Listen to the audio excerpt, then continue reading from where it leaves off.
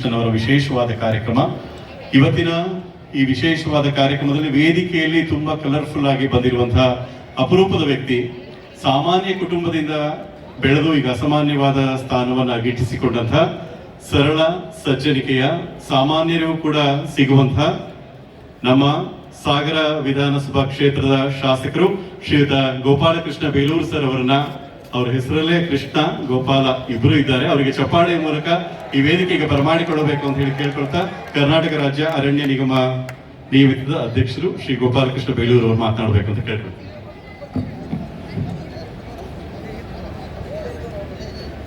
ಬಂಧುಗಳೇ, ಕರ್ನಾಟಕ ರಾಜ್ಯ ಸರ್ಕಾರಿ ನೌಕರರ ಸಂಘ ರಾಷ್ಟ್ರೀಯದಲ್ಲಿ ನಡೀತಿರುವಂತಹ ಕ್ರೀಡೆ ಮತ್ತು ಸಾಂಸ್ಕೃತಿಕ ಕಾರ್ಯಕ್ರಮ, ಇದರ ರೂವಾರಿಯನ್ನು ವಹಿಸಿಕೊಂಡಿರುವಂತಹ ರಾಜ್ಯದ ಅಧ್ಯಕ್ಷರಾಗಿ, ಎರಡನೇ ಬಾರಿಗೆ ಅಧ್ಯಕ್ಷರಾಗಿ ಇವತ್ತು ಈ ರೀತಿಯ ಒಂದು ಕ್ರೀಡಾಕೂಟವನ್ನು ಆಯೋಜನೆ ಮಾಡುವಂತ ಶಕ್ತಿ ಇದ್ದಿದ್ರೆ ನಿಮ್ಮ ರಾಜ್ಯ ಅಧ್ಯಕ್ಷರಾದಂತ ನನ್ನ ಸ್ನೇಹಿತರಾದಂತ ಷಡಕ್ಷರಿ ಅವರೇ, ಈ ಕಾರ್ಯಕ್ರಮದ ಅಧ್ಯಕ್ಷತೆಯನ್ನು ವಹಿಸಿರುವಂತ ಶಿವಮೊಗ್ಗ ಜಿಲ್ಲೆಯ ಇಲ್ಲಿಯ ಶಾಸಕರು, ನನ್ನ ಆತ್ಮೀಯರಾದಂತ ಚನ್ನಬಸಪ್ಪನವರೇ, ಈಗ ಬಂದು ಹೋಗಿರುವಂತ ನಮ್ಮ ರಾಜ್ಯದ ಮಂತ್ರಿಗಳು, ಶಿಕ್ಷಣ ಸಚಿವರು, ಸೋದರ ಸಮಾಧಾನ ಅಂತ ನನ್ನ ಆತ್ಮೀಯರಾದಂತ ಮತ್ತು ಮಧು ಬಂಗಾರಪ್ಪನವರು, ಮತ್ತು ಈ ಸಭೆಯಲ್ಲಿ ಮಾತನಾಡಿ ನಿರೂಪಿಸಿರುವಂತ ಸ್ನೇಹಿತರಾದ ಸಂಸದರಾದ ರಾಘವೇಂದ್ರ ಅವರು, ಹಾಗೆ ಈಗ ತಾನೇ ಮಾತನಾಡಿರುವಂತ ನಮ್ಮ ಹೆಮ್ಮೆಯ ಭದ್ರಾವತಿ ಶಾಸಕರು, ನನ್ನ ಮಾರ್ಗದರ್ಶಕರು, ನನ್ನ ಆತ್ಮೀಯರಾದಂತ ಸಂಗಮೇಶ್ ಅಣ್ಣವರೇ, ಈ ಒಂದು ಸಭೆಯಲ್ಲಿ ಉಪಸ್ಥಿತಿರುವಂತ ಎಲ್ಲ ಮತ್ತೆಲ್ಲರ ಹೆಸರು ಬಹಳ ಒಂದು 5 ಸರಿ ಆಗಿದೆ, ಎಲ್ಲ ಗೌರವಿತ ನನ್ನೆಲ್ಲ ಶಾಸಕರು, ನಿಗಮದ ಅಧ್ಯಕ್ಷರು, MLCಗಳು, ಜಿಲ್ಲಾಧಿಕಾರಿಗಳಿಂದ ಹಿಡಿದು ಎಲ್ಲ SP ಅವರಿಂದ ಹಿಡಿದು ಎಲ್ಲ ನನ್ನ ಅಧಿಕಾರಿ ಮಿತ್ರರೇ, ಈ ಸಂಘದ ರಾಜ್ಯದ ಎಲ್ಲ ಪದಾಧಿಕಾರಿಗಳೇ, ಇಲ್ಲಿಯ ಜಿಲ್ಲಾಧ್ಯಕ್ಷರು ಮೋಹನ್ ಅವರೇ, ಇಲ್ಲಿ ಆಗಮಿಸಿರುವಂತ ಎಲ್ಲ ರಾಜ್ಯದಿಂದ ಆಗಮಿಸಿರುವಂತ ಎಲ್ಲ ಕ್ರೀಡಾಪಟುಗಳೇ,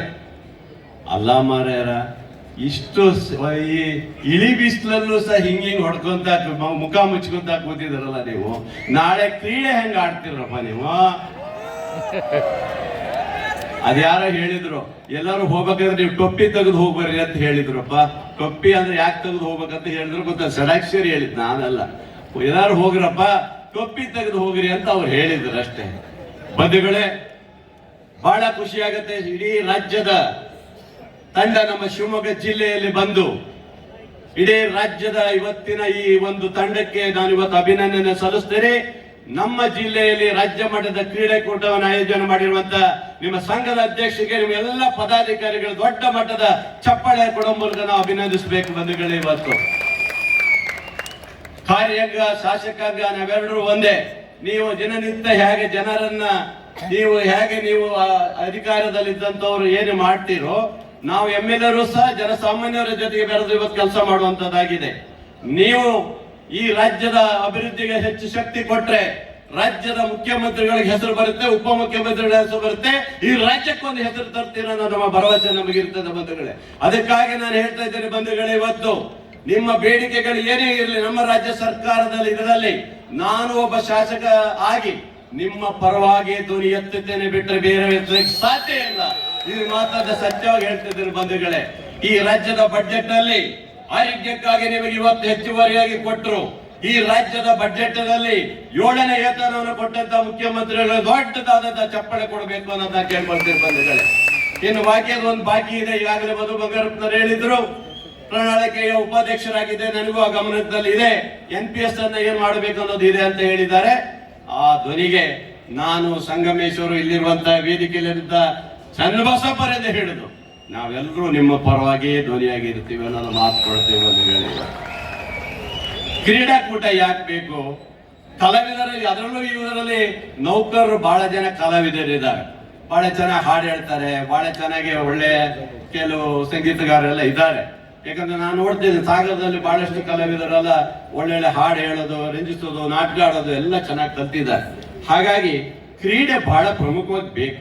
ಯಾಕಂದ್ರೆ ದಿನನಿತ್ಯದ ಕೆಲಸ, ದಿನನಿತ್ಯದ ಒತ್ತಡ, 1 ಲಕ್ಷ ಜನಕ ಇವತ್ತು ನೌಕರರು ನಿಮಗೆ ಇಲ್ಲ, ಶಾರ್ಟೇಜ್ ಇರೋದ್ರಿಂದ ಇವತ್ತು ಆ ಒತ್ತಡ ಬಂದೇ ಬರುತ್ತೆ.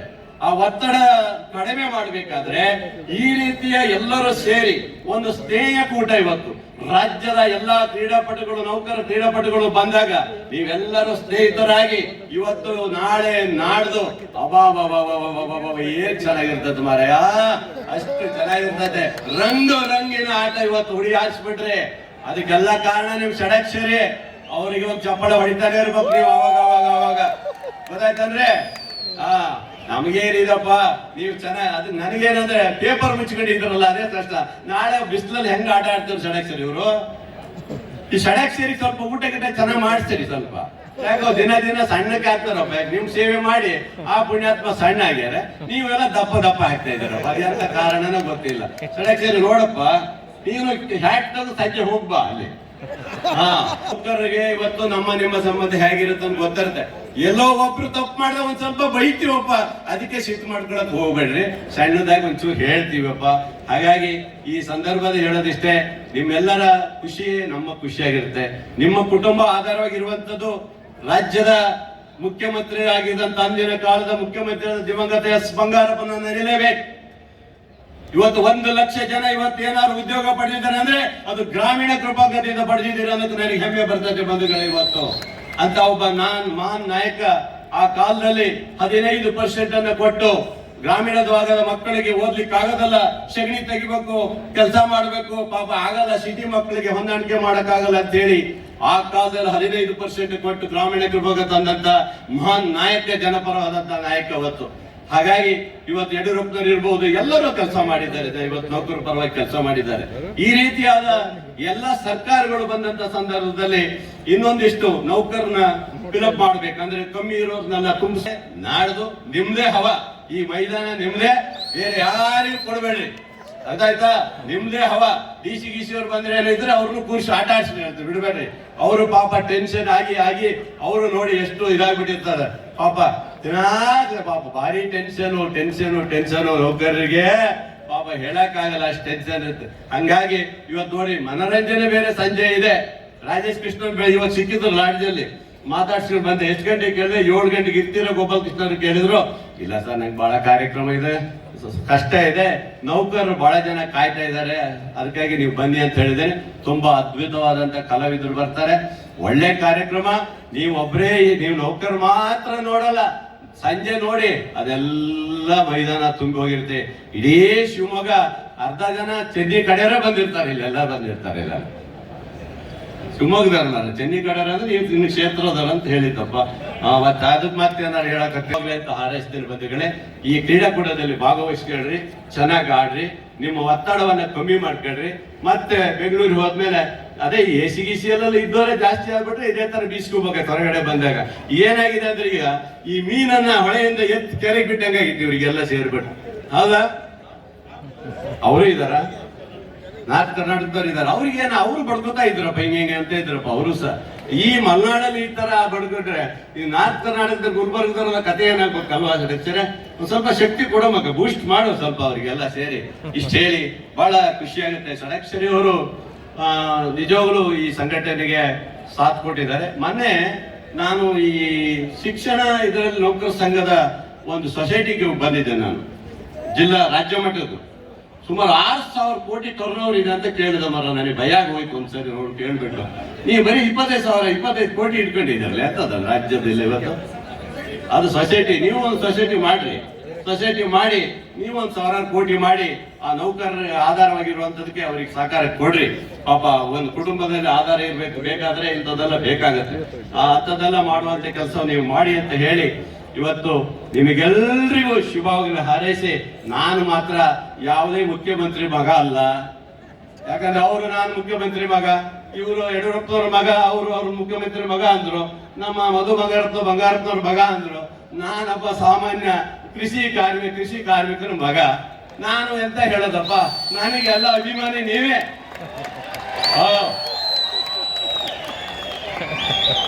ಹೌದಲ್ರ?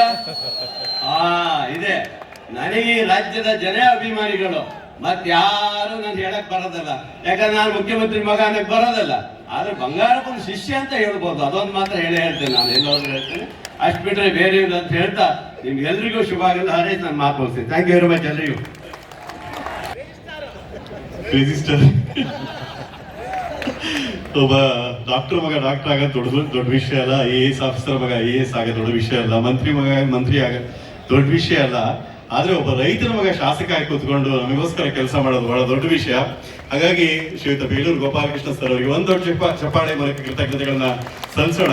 ನಾವು ಮೊದಲೇ ಹೇಳಿದೆ ಕಲರ್ಫುಲ್ ಅಂತ, ಅವ್ರು ಮಾತಾಡಿದ್ರಲ್ಲೂ ಅಷ್ಟೇ ವಿಷಯಗಳನ್ನ ಏನ್ ಹೇಳ್ಬೇಕು ಅದನ್ನ ತಿಳಿಯಾಗಿ ಹಾಸಿ ನಮಗೆ ಏನನ್ನ ಹೃದಯಕ್ಕೆ ಮುಟ್ಟಿಸ್ಬೇಕು ಅದನ್ನ ಮುಟ್ಟಿಸ್ತಾರೆ ನೋಡಿ. ಎಲ್ಲರಿಗಿಂತ ಅವ್ರು ಹೆಚ್ಚು ನೆನಪಿರ್ತಾರೆ ನಮಗೆ. ಆ ತರ ಬಹಳ ಅಪರೂಪದ ವ್ಯಕ್ತಿ. ಒಂದು ಚಪ್ಪಾಳೆ ಮೂಲಕ ಅವರಿಗೆ ಕೃತಜ್ಞತೆಗಳನ್ನು ಸಲ್ಲಿಸೋಣ. ಕರ್ನಾಟಕ ರಾಜ್ಯ ಸರ್ಕಾರಿ ನೌಕರರ ಈ ವಿಶೇಷವಾದ ಕಾರ್ಯಕ್ರಮಕ್ಕೆ ಜೊತೆಯಾಗಿರುವಂತಹ ದೊಡ್ಡ ಇಲಾಖೆ